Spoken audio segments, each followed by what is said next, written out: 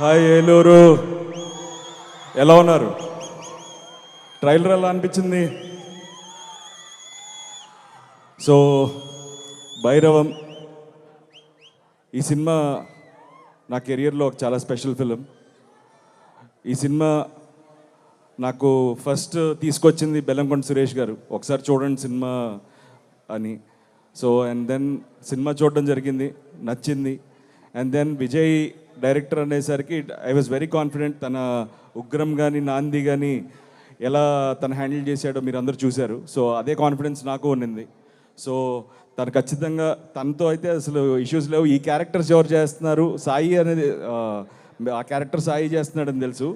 ఈ క్యారెక్టర్ ఎవరనేది ఒక చిన్న ఇది ఉండేది. ఎప్పుడైతే మనోజ్ అని చెప్పారో ఇంకా 100% తడిగుడ్డేసుకుని కూర్చున్నాం. ఖచ్చితంగా ఆ క్యారెక్టర్ తను చేసే డెఫినెట్గా న్యాయం చేయగలుగుతాడని నమ్మాం.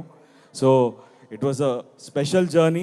నాకు బాబాయ్ నాకు చిన్నప్పటి నుంచి బాగా పరిచయం, very close.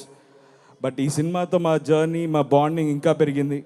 And this film నా కెరియర్లో, నా లైఫ్లో ఎప్పటికీ నేను గుర్తుపెట్టుకునే ఒక మంచి సినిమా.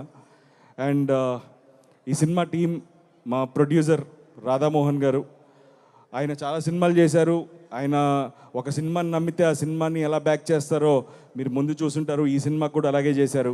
అండ్ ఆయనకి సపోర్ట్గా ఉన్న మా కో ప్రొడ్యూసర్ శ్రీధర్ గారు అండ్ ద టీమ్, మా మ్యూజిక్ డైరెక్టర్ శ్రీచరణ్ పాకాల కానీ, art director Brahmakadali, and the lovely heroines Aditi and Anandi and Divya.